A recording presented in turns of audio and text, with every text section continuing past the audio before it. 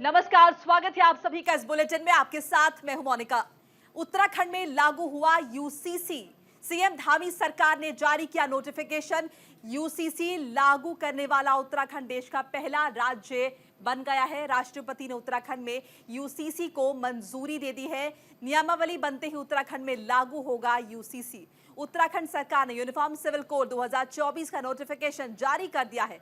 इसके साथ ही यूसीसी लागू करने वाला उत्तराखंड देश का पहला राज्य बन गया है। कानून को राष्ट्रपति द्रौपदी मुर्मू से मंजूरी मिलने के बाद इसका नोटिफिकेशन जारी किया गया है। उत्तराखंड विधानसभा ने 7 फरवरी को यूनिफॉर्म सिविल कोड को विधानसभा से पारित किया था।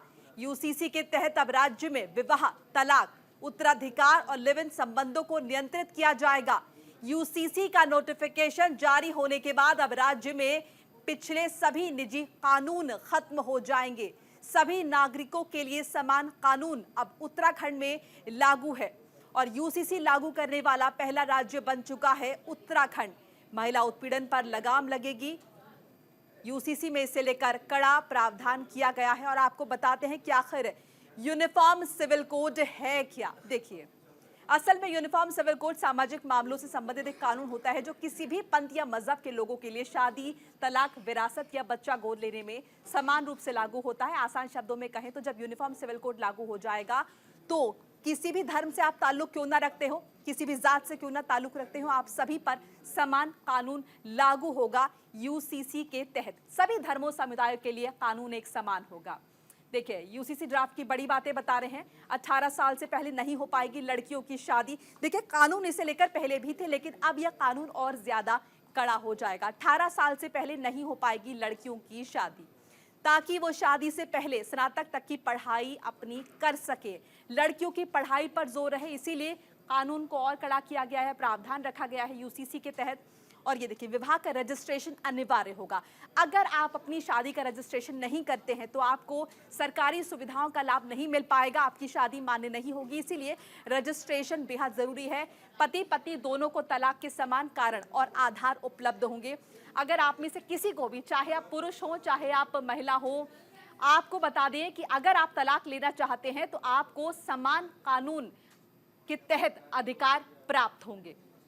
ये बड़ी बातें बता रहे हैं। बहुविवाह पर रोक है। एक पत्नी के जीवित रहते दूसरी शादी नहीं हो सकती है, यानी कि अगर आपकी पहली पत्नी जीवित है, दूसरी शादी आप नहीं कर सकते हैं। हालांकि हिंदू मैरिज एक्ट के तहत यह गैर कानूनी है, लेकिन चूंकि यूसीसी लागू हो गया उत्तराखंड में, यह कानून और ज्यादा कड़ा हो जाएगा और यूसीसी के तहत होगा। लड़कियों को लड़कों के बराबर अधिकार प्राप्त होंगे। उत्तराधिकार की बात कर रहे कि ड्राफ्ट की बड़ी बातें बता रहे हैं हम आपको यूसीसी के ड्राफ्ट की। लड़कियों को लड़कों के बराबर अधिकार प्राप्त होगा। यूनिफॉर्म सिविल कोड में लिव इन रिलेशनशिप का डिक्लेरेशन आवश्यक होगा। अगर आप लिव इन रिलेशनशिप में रहना चाहते हैं तो अपने परिवार वालों को आपको डिक्लेयर करना होगा, सूचित करना होगा, नहीं तो ये अमान्य होगा। ये एक सेल्फ डिक्लेरेशन की तरह होगा अगर आप लिव इन में रहना चाहते हैं, यानी कि परिवारजनों को सूचित करना होगा। तो बड़ी बातें आपको बता रहे हैं। बच्चों में नहीं किया जाएगा भेदभाव। नाजायज बच्चों में कोई भेदभाव नहीं किया जाएगा। दंपति को जैविक संतान माना जाएगा। यह भी स्पष्ट किया गया है कि गोद लिए गए बच्चे, सरोगेसी से जन्मे बच्चे या फिर सहायक प्रजनन तकनीक के जरिए बच्चे अगर जन्मे हैं तो भेदभाव नहीं किया जाएगा, उन्हें भी जैविक संतान माना जाएगा। उन्हें भी बराबरी का हक आपकी जो भी जायदाद होगी उसमें मिलेगा। देखिए, देश में एक शहर ऐसा भी है जहां आज या कल से ये जो कानून है, ये लगभग 150 साल पहले से यूसीसी लाया गया था। वर्तमान में गोवा भारत का एकमात्र यूनियन टेरिटरी है जहां समान नागरिक संहिता है। इस संहिता की जड़ें 1867 के पुर्तगाली नागरिक संहिता में मिलती है, जिसे पुर्तगालियों द्वारा लागू किया गया था और बाद में इस साल 1966 में नए संस्करण के साथ बदल दिया गया। गोवा में सभी धर्मों के लोगों के लिए समान अधिकार है, समान कानून है, समान नियम लागू होते हैं। और हमारे साथ इस पर चर्चा करने के लिए हमारे सहयोगी अनुज अवस्थी भी जुड़ चुके हैं और साथ ही साथ हमारे साथ बीजेपी प्रवक्ता हैं संजीव वर्मा जी। संजीव जी, आपका स्वागत है। अनुज, अब चूंकि उत्तराखंड में यूसीसी लागू हो गया, ऐसे में पहला राज्य बन गया है उत्तराखंड यूसीसी लागू करने वाला।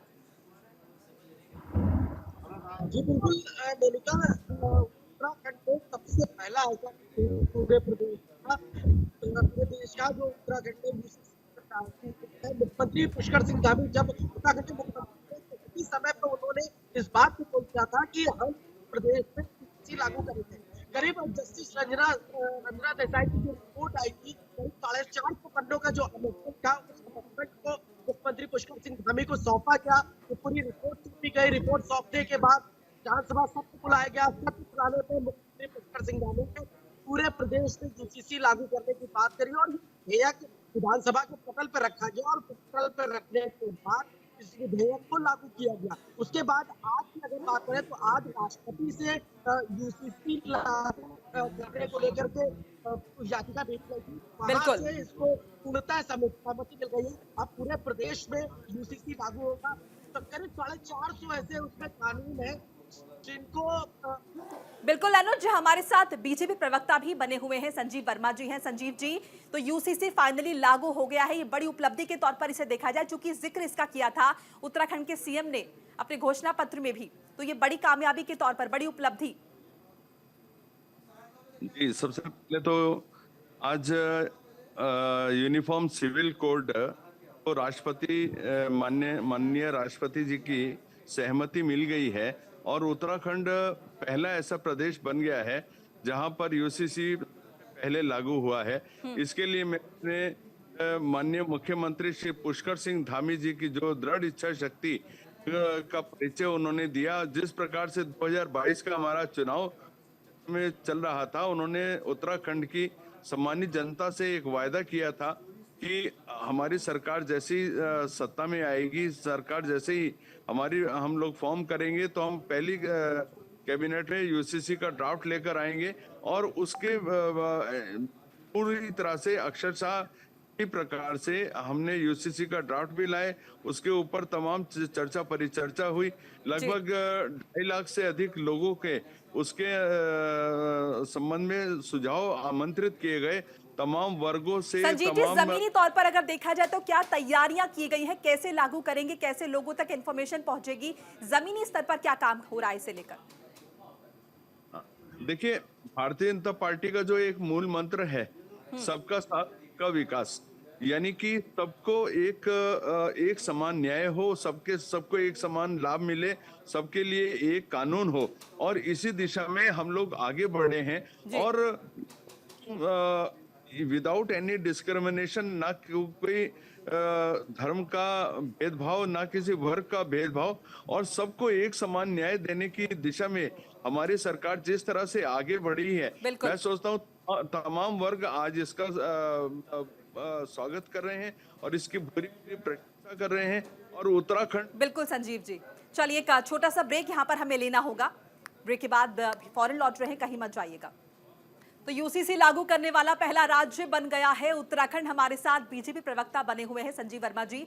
संजीव जी, यूसीसी लागू हो गया है, बड़ी उपलब्धि के तौर पर जाहिर तौर पर इसे सब देख रहे हैं, लेकिन विपक्ष का कहना है चूंकि लोकसभा चुनाव नजदीक है, 2024 नजदीक है, इसीलिए कभी यूसीसी सामने आता है तो कभी सीए सामने आता है। देखिए, कांग्रेस पार्टी और तमाम विपक्ष, इनकी एक आदत से बन गई है, एक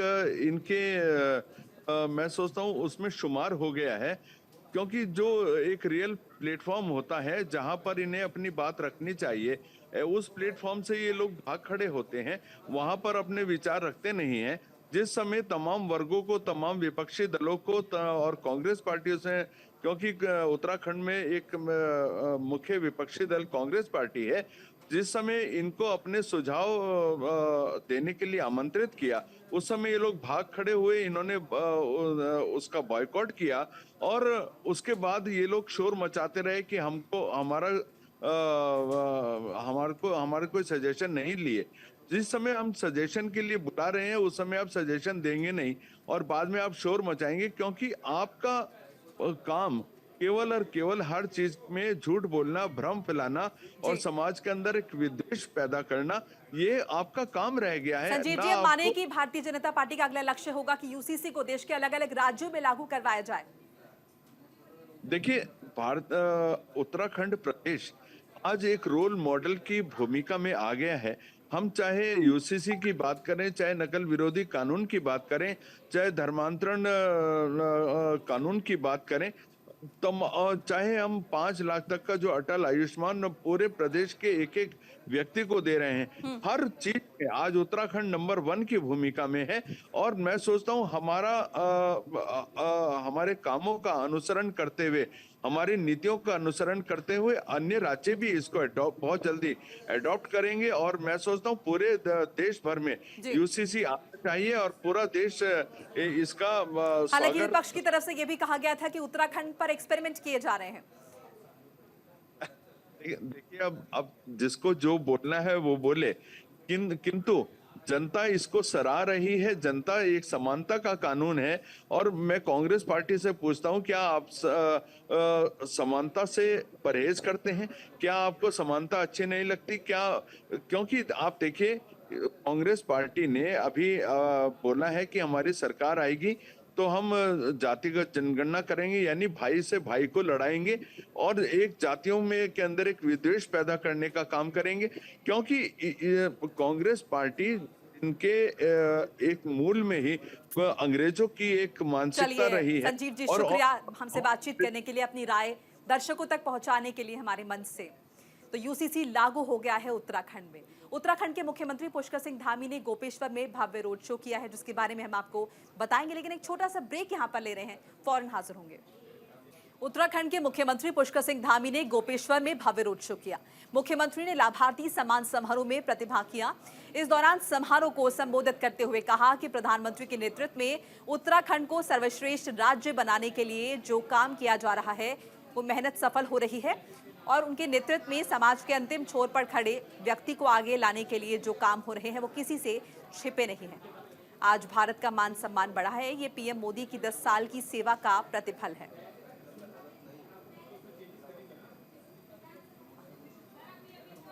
आज गोपेश्वर के इस लाभार्थी सम्मान समारोह में मंच पर आसीन आप सबके बीच में, जिन्होंने अपना बाल्यकाल से लेकर अब तक अनेक कार्यों को आगे बढ़ाया है, इसी जनपद चमोली के बेटे भाई, जिनको हमारी पार्टी ने दुनिया की सबसे बड़ी पार्टी की वो प्रदेश अध्यक्ष और साथ में अभी हमारे केंद्रीय नेतृत्व ने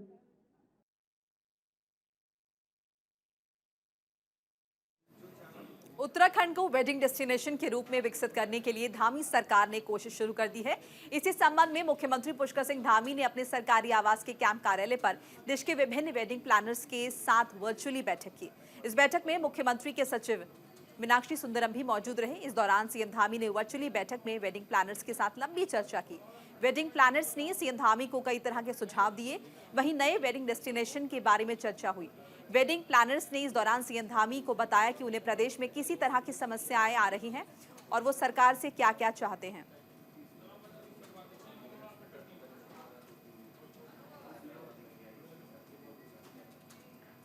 उत्तराखंड के मुख्यमंत्री पुष्कर सिंह धामी की मंजूरी के बाद राज्य कर्मचारियों और पेंशनभोगियों को महंगाई भत्ता में 4% की वृद्धि की गई है। इस आदेश से प्रदेश में कर्मचारियों का डीए अब 42 से बढ़कर 46% हो गया है।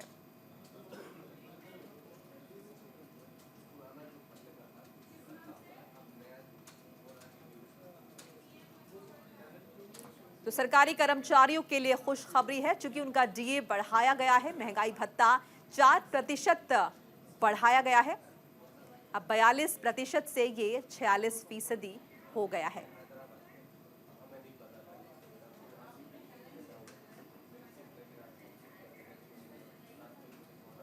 लोकसभा चुनाव 2024 के लिए कांग्रेस ने उत्तराखंड में अपने उम्मीदवारों के नाम का ऐलान कर दिया है। कांग्रेस ने उत्तराखंड की 3 सीटों पर अपने प्रत्याशियों की घोषणा की है। टिहरी गढ़वाल सीट से जोत सिंह गढ़वाल से गणेश गोदियाल और अल्मोड़ा से प्रदीप तमता को टिकट दिया गया है। लोकसभा चुनाव के लिए कांग्रेस ने दूसरी सूची जारी कर दी है। इसमें उत्तराखंड की 5 लोकसभा सीटों में से 3 पर उम्मीदवारों के नाम का ऐलान किया गया है। गढ़वाल से कांग्रेस ने एक बार फिर प्रदेश कांग्रेस के पूर्व अध्यक्ष गणेश गोदियाल पर विश्वास जताया है। इससे पहले भी कांग्रेस ने विधानसभा चुनाव में गणेश पर दांव खेला था, लेकिन उन्हें हार का सामना करना पड़ा था।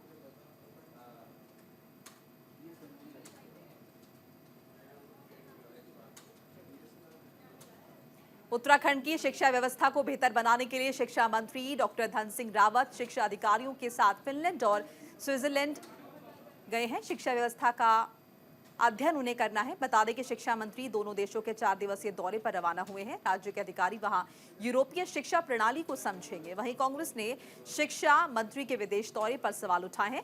कांग्रेस प्रवक्ता ने कहा है कि राज्य में शिक्षा के हालात बद से बदतर हैं। शिक्षा मंत्री ने सिर्फ विदेशी शिक्षा प्रणाली को लागू करने की बात कही है और वहीं एक तरफ मैदानी क्षेत्रों में जो स्कूल हैं उनकी हालत जर्जर नजर आ रही है।